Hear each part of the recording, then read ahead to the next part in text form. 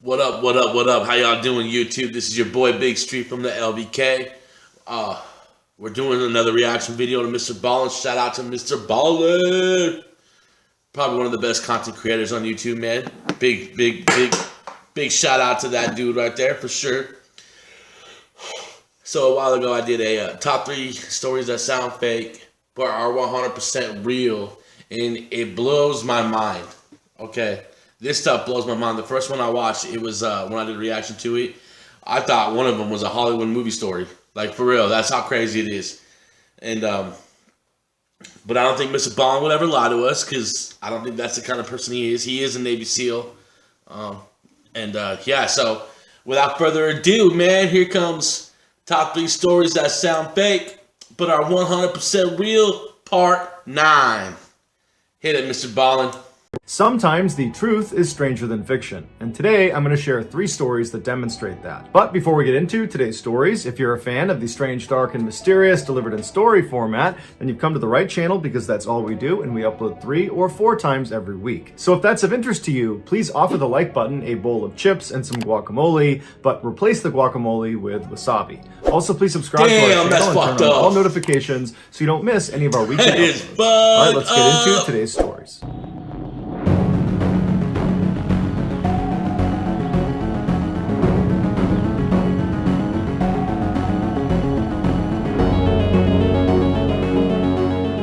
So full disclosure, this is not my personal story, but in order to do this story justice, it has to be told in the first person. So I am simply an actor. It's supposed to be orange. I was once on a U.S. military ship in the wardroom, which is the officer's lounge, when the operations officer came inside. This guy was the definition of not a morning person. He was bleary-eyed, he kind of stumbled in, he was like a zombie holding a bagel. He sits down in front of me, he's barely conscious, and he starts gnawing on his bagel, and I'm sitting with my back to the outboard side of the ship. So that's the outside of the ship behind me, and there's a porthole right next to my head where the sun is coming through, and it's hitting this officer directly on his face. And so the officer's looking up at the sun, he's kind of squinting and blocking the sun from his face, and I'm looking at him expecting him to shift left or right to get out of the path of the sunlight. Amen. Amen. Amen. That's gotta suck if you ain't a morning person in general. But instead, this officer slowly reaches for the phone on the wall. He brings it up to his head and he goes, "Yeah, Bridge, yeah, this is Ops. I need you to adjust our path. Yeah, 156, yeah, that's about right. Okay, all right, bye." After he hangs up with the bridge, I'm watching him, and he hasn't moved. He's still just looking at the sunlight blazing in on his face. He's just squinting and looking up at it. And then all of a sudden, this port of sunlight just gradually begins to shift off of him and winds up on the wall right behind him where it stops. By ordering the bridge to change the ship's path just slightly, about 15 degrees, it's enough of a change to reposition the sun from his face. He literally redirected thousands of tons of steel and hundreds of people just because he was too lazy to move left or right. I'm in awe. I can't believe he's just done this, and for a second, I worry that he won't realize how unbelievably brilliant this was. And then as I'm looking at him, in between bites, he just looks up at me and smiles and goes back to eating his bagel. Hey, dude. Hey, man. I know he said that wasn't his story. Okay, I know he said that. But the way he did it, and he's probably been on one of these ships, okay? He said it was so much conviction. I was like, well, I could see him doing that happening to him while he's just chilling on the bridge one day. You know, he's a Navy SEAL. They're like the varsity football team of like the Navy. Them and the Blue Angels, you know what I mean? Basketball, football. I don't know, man. I don't know. In November of 2006, Nintendo came out with a brand new gaming console called the Wii, and it was hugely popular and sold out almost completely right away. By the following January, it was still not on shelves in most places around the world, and so people were going crazy, spending unbelievable sums of money to try to get their hands on this system. A Sacramento, California radio station called KDND got a hold of one of these coveted systems and decided they would give it away during an on-air contest. The contest was going to be called Hold Your Wee for a Wee. And the premise of this contest was simple. The contestants would be given lots of water, and the person who held it the longest, i.e. they didn't urinate, would win the prize. Leading up to this contest, the radio station began promoting it really aggressively on air, and lots of people called in with concerns saying that drinking too much water can actually be deadly. But the station brushed these concerns off and said they were aware of them and that all contestants would be signing a waiver, and so ultimately the station was not responsible for what happened to them. On the morning of Friday, January 12th, 18 contestants showed up at the KDND radio station and they signed their waivers, although one of the contestants said the waiver only covered publicity issues, not health and safety concerns. One of the contestants was 28-year-old Jennifer Strange, who was a mother of 3, and she was trying to win this Wii for her kids. She, along with the others, after signing their waiver, were ushered into this room where they were handed 8-ounce water bottles. Every 15 minutes, they would be expected to finish that water bottle and then refill it and do it every 15 minutes. And if at any point they didn't completely finish their water bottle in time, or if they got up to use the bathroom, they would lose the contest. The contest started at 6:45 a.m. and by 8 a.m., after 5 bottles had been drank, a number of the contestants began pulling themselves out to use the bathroom. But the radio staff felt like this contest was going to take a really long time, and so they gave the remaining contestants, that included Jennifer, a larger bottle of water to drink from. Over the next several hours, all of the contestants, except for Jennifer and one other, had dropped out because it was just too painful. They had to go to the bathroom. Jennifer was heard on air saying it hurt so much, and one of the hosts laughed and said, well, do you need to lay down? And then somebody piped up and said, she can't even walk. And so everybody just kind of laughed and did nothing about it. Around this time, a nurse called into the radio station and very emphatically said what they were doing, this contest, was a really bad idea. You're gonna get someone killed from water intoxication. Water intoxication is also known as water poisoning, and in a nutshell, what happens is when you drink too much water, the water dilutes your bloodstream, it can cause swelling in your brain, and it can lead to coma and or death. Man! First they tell you to drink a crap ton of water.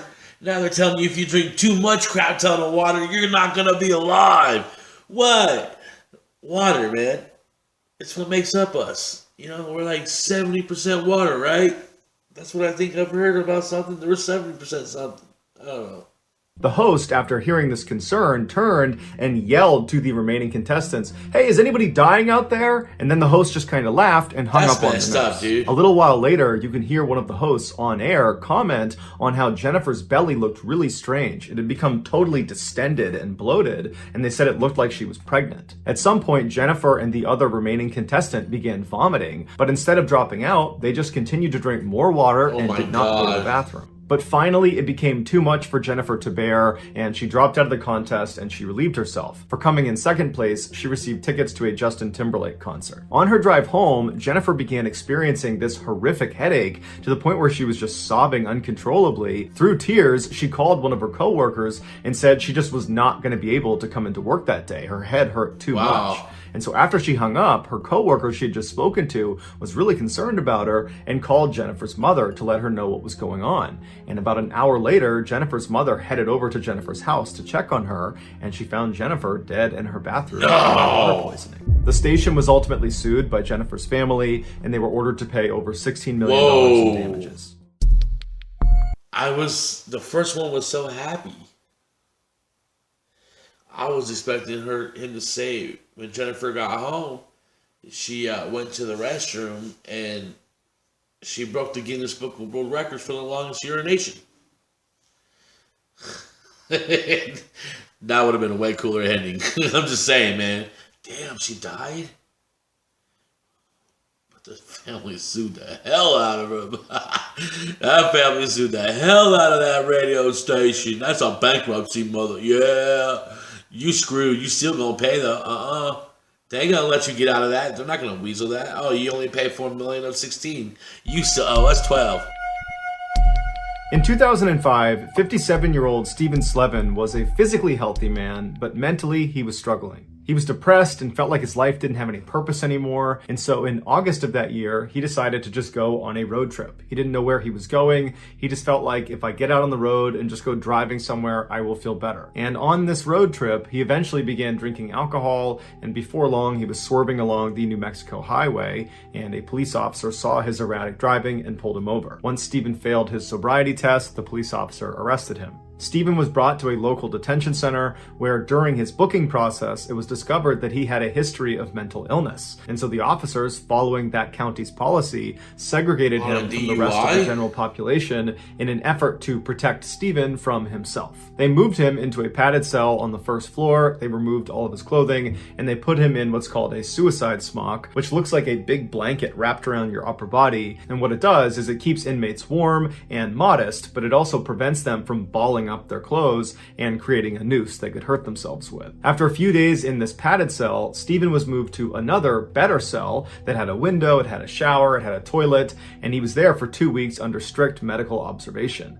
But at the end of those 2 weeks, for reasons that are not entirely clear, Stephen, this mentally unstable man, was moved into solitary confinement to await trial for his DWI. Solitary confinement is a type of imprisonment where the inmate is shifted into a single-person cell and they are kept there nearly around the clock without any significant interaction with other people or other inmates. The psychological effects of solitary confinement are well documented and terrifying. Just 15 days into solitary can be enough to cause permanent psychological damage. Stephen's first few weeks in solitary were actually okay. He was allowed to write to his family, he was able to detox and reflect on his life. During those first few weeks, it was noted that Stephen was very polite in his very limited interaction with the officers that were dropping food off through the slot in his door. Also, when Stephen had a few minor medical issues, instead of throwing a fit, he just knocked on the inside of his door and waited patiently for someone to acknowledge him, which took a long time, but he never got frustrated or mad. But by January of 2006, so roughly 3 months into his solitary stint,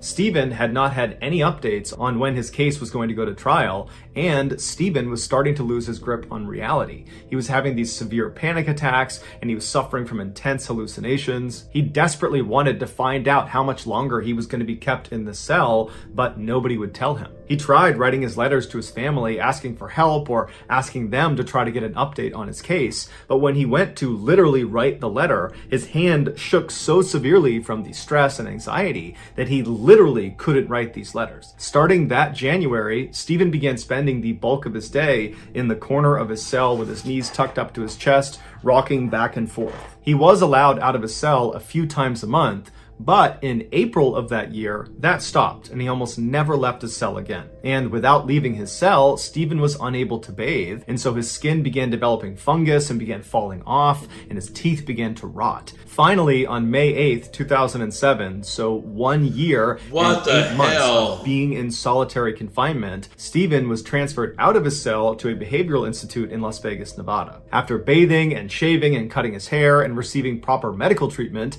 he was back to his normal self within a couple of days. And while he was there, he had a chance to speak to a lawyer, and the lawyer would say the entire meeting, Stephen was just saying, "Where have I been?"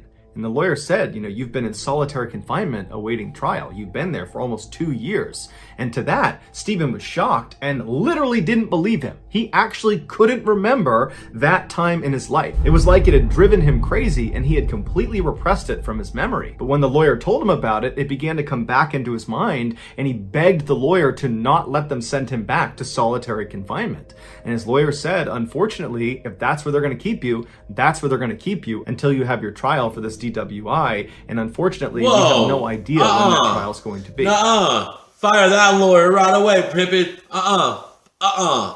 No way. Fire that lawyer right away. No, you have to do way better than that, man. Are you kidding me right now? You have to do way better than that.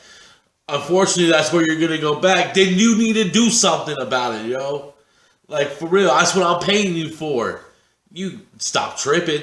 But stay strong because it's bound to be soon if they've already transferred you to this institute. Stephen stayed at this institute for 2 weeks, and during that time, he asked constantly about when his trial was going to happen, but nobody knew. And at the end of those 2 weeks, Stephen was abruptly taken out of his room, put in a van, driven back to New Mexico, and put back into his solitary confinement cell. And immediately, Stephen began to deteriorate. And he begged the guards to not put him in the cell, but nobody was listening, and before long, the door had shut and he was all alone again. Within a couple of days, Stephen developed an abscess in one of his teeth, and he tried to get medical attention, but he didn't get it, and so he sat in the corner of his cell, and for 8 hours one day, he rocked back and forth and violently twisted and yanked and pulled on that tooth until he was able to rip it out of his head. Almost 2 months later, on June 22nd, 2007, Stephen's case was finally put before a judge, and the judge dismissed all of the charges. It's believed the judge found out about this horrible mistreatment of Stephen and took pity on him,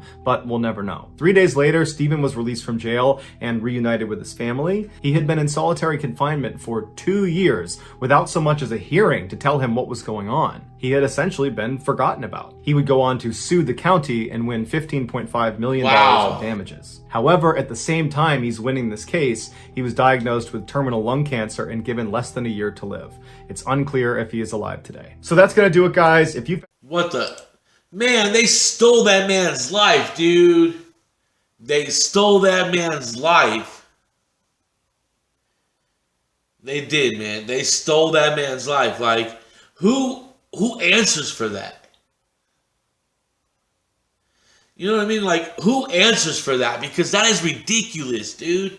That is ridiculous. No way. Nuh-uh. With that $15.6 million, I would have fought those fools tooth and nail. That's what I would have done with my settlement. Be like, I'm about to wreck your world, man. Oh, man. That got me fired up, bro. Excuse me. That got me fired up. Ooh.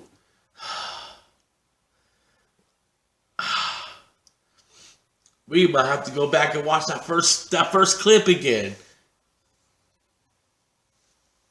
All right, man.